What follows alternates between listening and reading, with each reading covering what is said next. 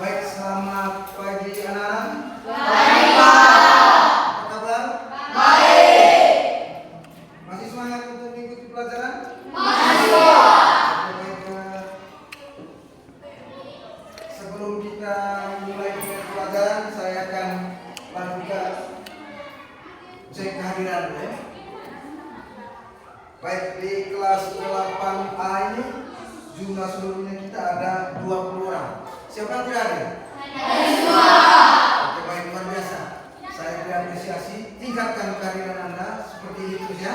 Tidak boleh malas datang sekolah dan tidak boleh untuk bolos. Dan ini setelah istirahat kedua pulang. Oke, baik. Sebelum kita mulai dengan pelajaran, kita awali dulu dengan doa. Saya minta satu orang dari antara adik-adik untuk memimpin kita dalam doa.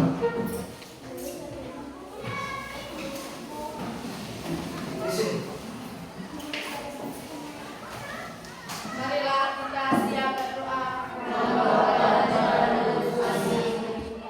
Ya Bunda Maria Yesus Kristus, terima kasih karena Engkau telah menjaga kami dalam perjalanan mengunjungi sekolah. Sekarang kami mau mengikuti KBR. Semoga dengan Roh Kudus-Mu kami bisa mendengar dan bisa memahami apa yang diberikan oleh Bapak Ibu guru kami. Namun kami puji kini dan pada segala abad. Amin. Baik, terima kasih. Baik, adik-adik, masih ingat dengan kesepakatan kelas yang sudah kita buat? Masih ingat? Oke, baik. Mungkin salah satu dari adik-adik semua yang bisa menyebutkan kesepakatan kelas yang kita buat, satu atau dua dari jumlah kesepakatan kelas yang kita pernah buat. Ada berapa kesepakatan kelas yang kita buat kemarin? Ada 6. Mungkin ada di antara adik-adik yang bisa sebut. Yang pertama coba. Datang dan masuk kelas tepat. Oke, datang dan masuk kelas tepat pada waktu. Saya salut untuk adik-adik semua, selalu datang tepat waktu. Lalu yang kedua, mungkin, oke silakan. Berdoa sebelum dan sesudah pelajaran. Berdoa dan sebelum dan sesudah pelajaran. Oke. Itu kesepakatan kelas yang kita buat. Baik, adik-adik semua. Pada hari ini kita kembali mempelajari materi tentang sakramen inisiasi. Tentang sakramen inisiasi. Pertemuan 2 minggu sebelumnya ini kita berbicara juga tentang sakramen inisiasi. Yang pertama kita bicara sakramen apa? Sakramen baptis. Lalu yang kedua sakramen apa? Sakramen ekaristi. Lalu hari ini kita masuk pada sakramen inisiasi yang ketiga, yaitu sakramen penguatan atau sakramen krisma. Itu adalah sakramen inisiasi yang ketiga. Dengan kesimpulan, sakramen inisiasi itu ada berapa? Ada 3. Oke. Di antara adik-adik semua, apakah kalian sudah menerima sakramen krisma atau sakramen penguatan? Siapa yang belum? Sudah semua ya? Oke, sudah semua. Pada usia berapa kalian menerima sakramen penguatan atau sakramen krisma? Ada yang 10 tahun? Ada yang 11 tahun.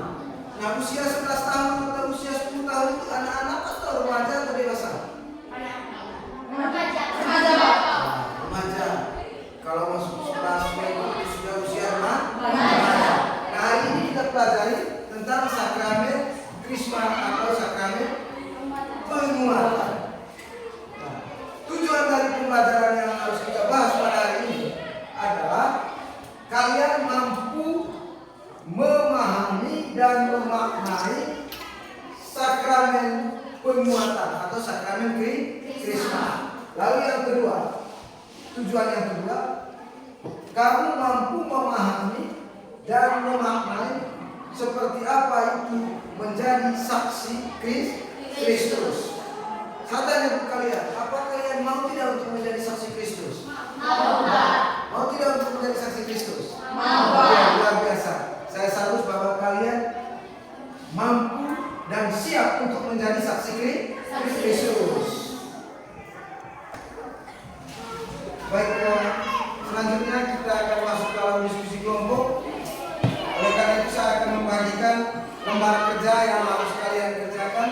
Dan di sini saya sudah sajikan bacaan kitab suci sambil kalian melihat bacaan itu di kitab suci langsung.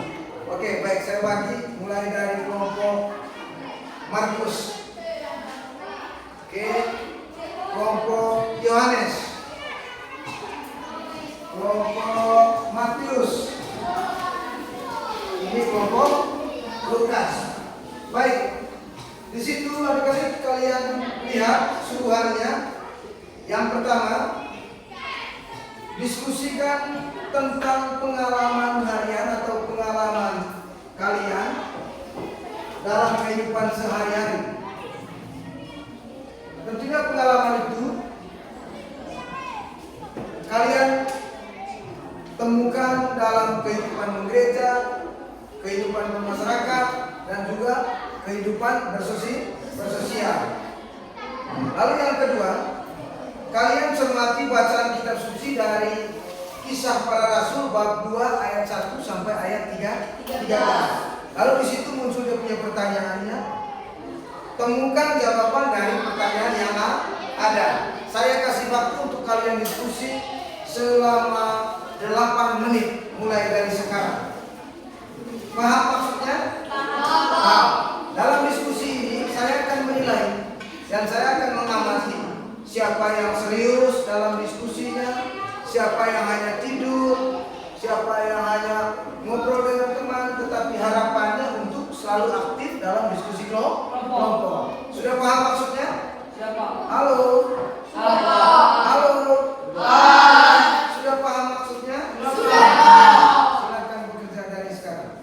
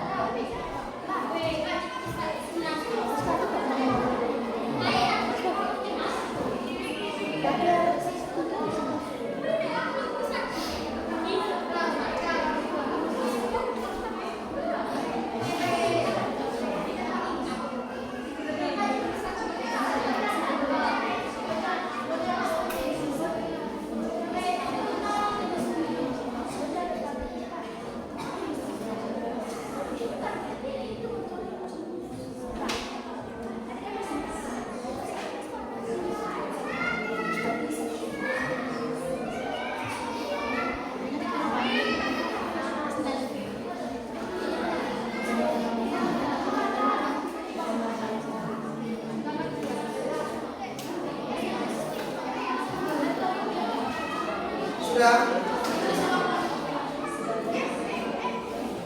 Ada yang sudah? Kelompok mana yang sudah? Coba angkat tangan. Kelompok mana yang sudah? Angkat tangan. Oke, kelompok Matius, ya. Kelompok Matius. Sudah, lagi 3 kelompok. Coba kelompok yang lain. Oke, kelompok Markus sudah. Lagi 2 kelompok. Kelompok Yohanes sudah. Kelompok Lukas. Oke. Baik. Halo. Hai.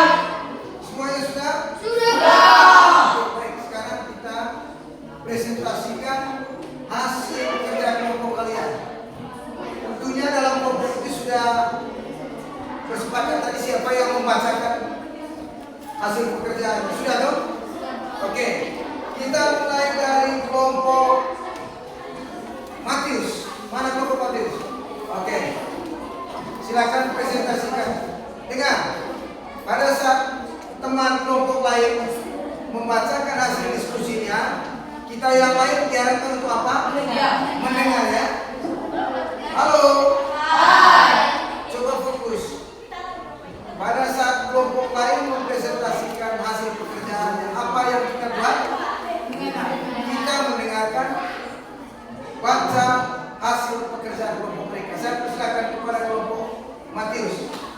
Coba. Biar di tempat saya yang penting berdiri. Selamat pagi teman-teman. Kami dari kelompok 1 akan mempresentasikan hasil diskusi kelompok kami. Soal nomor 1. Apa makna sakramen penguatan? Jawaban: sakramen penguatan adalah sakramen yang memberikan Roh Kudus secara istimewa supaya mengakarkan kita lebih kuat dalam persekutuan anak-anak Allah. Soal nomor 2. Apa rahmat yang diterima? Jawaban: rahmat yang diterima adalah mereka semua dipenuhi Roh Kudus dan mulai berbicara dalam bahasa-bahasa lain sesuai dengan kemampuan yang diberikan Roh Kudus kepada mereka. Soal nomor 3. Apa konsekuensinya menjadi saksi Kristus? Jawaban: konsekuensinya menjadi saksi Kristus yaitu menjadikan saksi Kristus adalah bertanggung jawab menjadi saksi Kristus dimanapun berada sebagai perwujudan orang-orang yang telah dewasa di dalam iman. Baik, demikian yang dapat kami presentasikan. Sekian dan terima kasih. Oke, baik, kita beri aplaus untuk kelompok Matius. Baik, sebelum kita beralih ke kelompok yang lain, mungkin ada hal yang mau disampaikan. Mungkin ada pertanyaan terhadap jawaban dari kelompok Matius. Ada yang mau bertanya? Halo. Ada yang mau bertanya? Ada yang mau bertanya? Tidak. Oke, kalau tidak ada pertanyaan, kita langsung ke kelompok yang berikutnya, yaitu kelompok Markus. Mana kelompok Markus? Saya persilakan. Selamat pagi teman-teman. Kami dari kelompok Markus ingin mempresentasikan hasil kerja kelompok kami. Soal pertama, apa makna sakramen penguatan? Jawab. Makna dari sakramen penguatan yaitu adalah sakramen kedewasaan, di mana supaya Roh Kudus secara istimewa mengangkat kita menjadi lebih kuat dalam persekutuan anak-anak Allah. Yang kedua, apa rahmat yang diterima? Jawaban. Rahmat yang diterima yaitu memberikan curahan Roh Kudus, menghasilkan pertumbuhan dan pendalaman rahmat, menyempurnakan imamat bersama yang diterima dalam baptisan. Yang ketiga, apa konsekuensinya menjadi saksi Kristus? Jawaban, yaitu bertanggung jawab menjadi saksi Kristus dimanapun berada sebagai perwujudan orang yang telah dewasa. Demikian yang dapat kami presentasikan. Kami mengucapkan terima kasih. Oke, kita beri tepuk tangan untuk kelompok Markus. Luar biasa. Sebelum kalian duduk, bertahan berdiri dulu. Mungkin ada pertanyaan dari kelompok lain tentang jawaban dari mereka. Mungkin ada yang mau ditanyakan? Tidak ada. Kalau tidak ada, kita lanjut ke kelompok yang ketiga, yaitu kelompok Yohanes. Oke.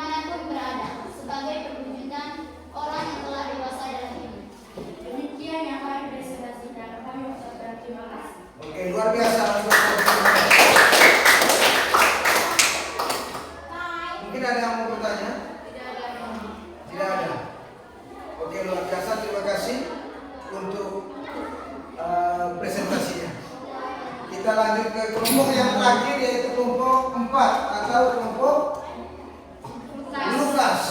Saya persilakan kepada perutusan dari kelompok Lukas. Selamat pagi teman-teman. Pagi. Kami dari kelompok Lukas ingin mempresentasikan hasil kerja kelompok kami. Soal penulisan, apa makna sakramen penguatan?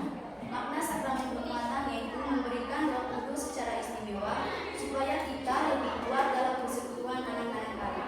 Yang kedua, rahmat yang diterima.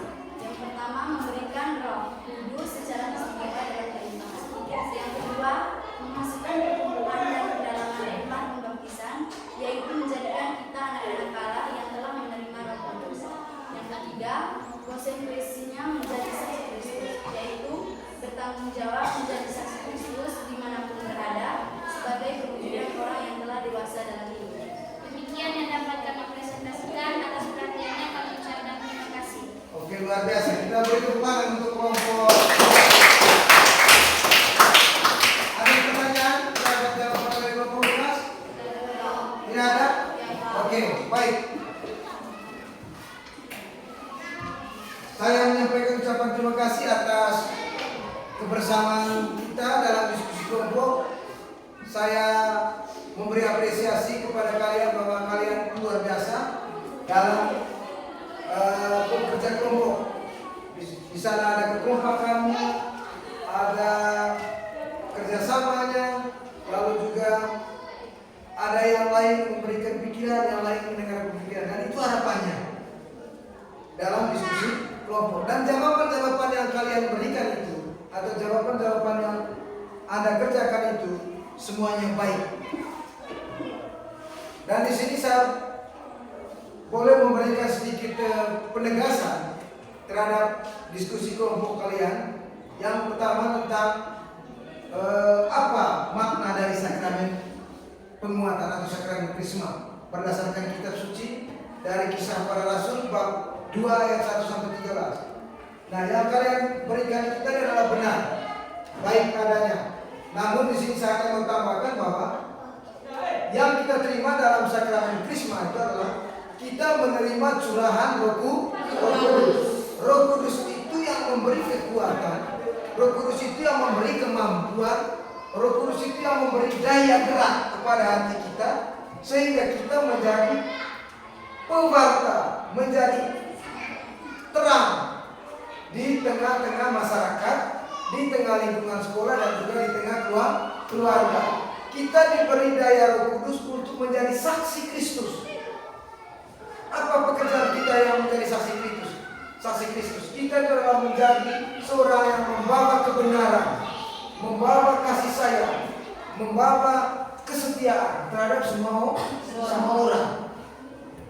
Itulah ciri khas seseorang itu menjadi dewasa dalam iman. Sakramen krisma itu adalah sakramen kekuatan. Sakramen yang memberi daya kekuatan.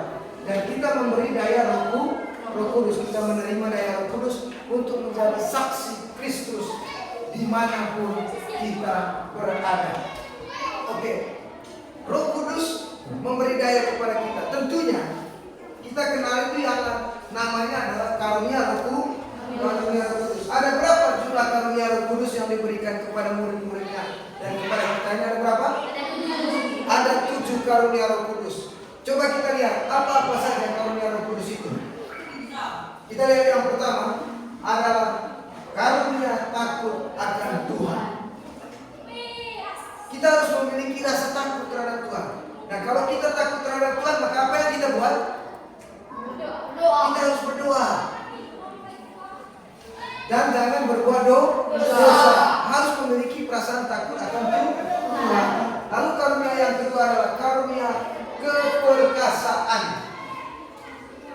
Nah, karunia keperkasaan ini adalah karunia yang kita terima untuk menguatkan hati kita supaya tidak mudah tergoyah, tidak mudah terpengaruhi oleh kuasa-kuasa roh jahat. Lalu yang kita lihat yang ketiga adalah karunia kesalehan. Karunia kesalehan itu adalah karunia yang diberikan oleh Allah kepada kita supaya kita menjadi orang yang bijak.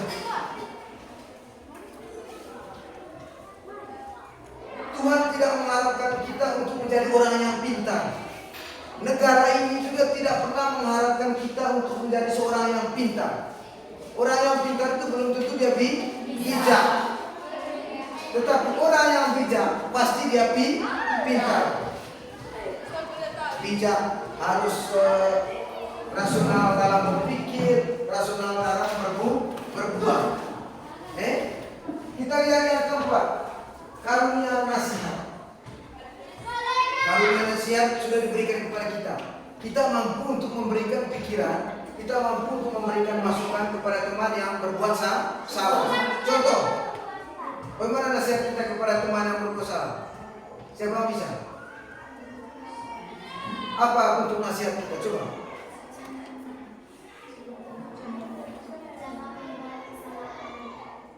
Jangan membuat kesalahan. Bentuk nasihat kita apa? Kita memberi teguran. Kalau ada teman yang bolos, teman tidak boleh bolos. Karena bolos itu tidak baik. Nanti akan mempengaruhi nilai kita oleh guru mata pelajaran. Itu kan bagian dari karunia nasihat. Lalu yang kelima adalah karunia pengenalan. Mampu seorang menilai benda atau makhluk ciptaan dengan semestinya dan melihat kaitannya dengan sang pencipta. Maksudnya di sini kita jangan berlaku semena-mena. Jangan berlaku semena-mena. Lalu kita lihat yang keenam, yaitu karunia pengertian. Karunia pengertian, kita memahami dan menerima atau mengerti perbuatan-perbuatan sendiri. Sebelum kita berbuat itu harus apa dulu? Harus berpikir dulu. Harus mampu membedakan mana yang baik dan mana yang buruk. Oke, kita lihat yang ke-7, karunia kebijaksanaan. Bijak dalam berbuat, bijak dalam bertindak, bijak dalam melontarkan kata-kata.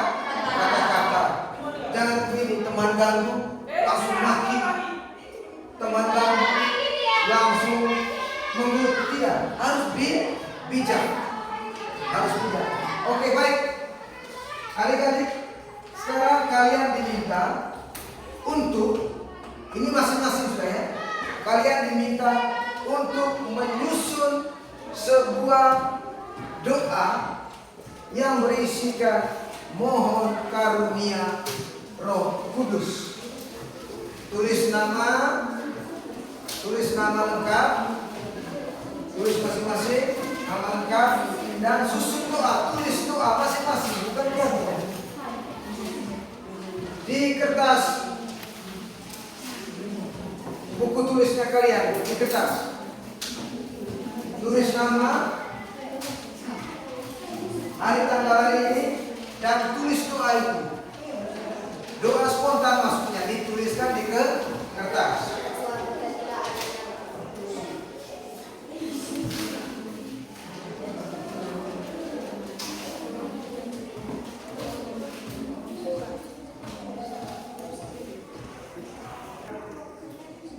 Oke, baik adik-adik, setelah kita melakukan proses pembelajaran melalui menggali pengalaman harian dan juga diskusi kelompok tadi, tiba saatnya kita untuk merefleksi tentang proses pembelajaran kita di pagi hari ini.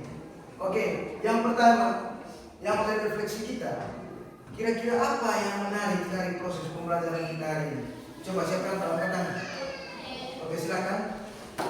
Menurut saya yang menarik di mata pelajaran hari ini yaitu di mana kita telah mengetahui bahwa sakramen Krisma adalah sakramen yang dapat memberikan daya kekuatan. Luar biasa, good. Mungkin ada lagi yang lain? Coba kau. Yang menarik bahwa saya melalui diri saya menjadi pembawa terang. Yang menariknya bahwa melalui proses pembelajaran ini bahwa Anda mengetahui bahwa diri Anda itu adalah seorang yang membawa terang. Terang kepada siapa? Terang kepada teman. Oke. Mungkin ada lagi yang lain? Saya Pak. Coba. Menurut saya melalui pembelajaran tentang diri kami sebagai saksi di tengah-tengah masyarakat. Oke, baik. Itu adalah yang menarik dari proses pembelajaran. Mungkin ada yang tidak menariknya? Menarik semua. Menarik semua. Oke, baik. Kalau begitu saya minta kalian saya mempersilahkan kalian untuk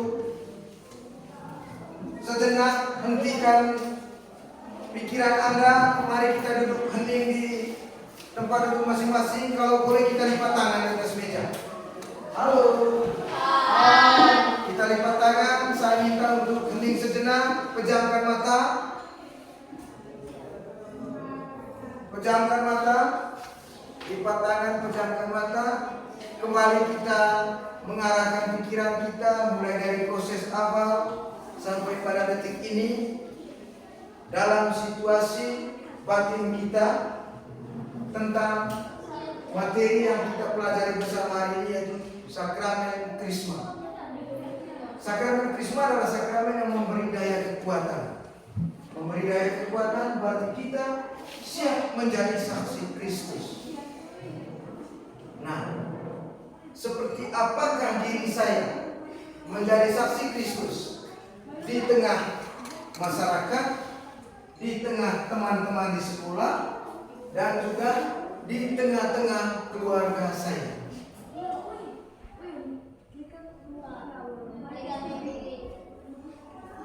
Oke, baik, saya persilakan untuk kembali buka mata, arahkan pikiran dan pandangan ke sini. Baik, terima kasih adik-adik. Tentunya tadi saya suruh kalian untuk mensudo doa. Nanti doa itu akan dikumpulkan. Lalu saya periksa, nanti akan saya kembalikan ke kalian. Lalu sebelum kita tutup pelajaran kita hari ini dengan doa penutup, saya perlu informasikan bahwa minggu depan kita mempelajari materi yang berikut tentang sakramen penyembuhan. Kalau 3 minggu sebelumnya ini kita mempelajari tentang sakramen inisiasi, dan minggu depan kita akan mempelajari kembali materi tentang sakramen penyembuhan. Oleh karena itu adik-adik, mari kita akhiri pelajaran kita dengan berdoa. Saya minta satu orang untuk memimpin kita dalam doa. Kalau boleh bisa ganti tadi. Coba saya persilakan. Saya minta untuk ke depan.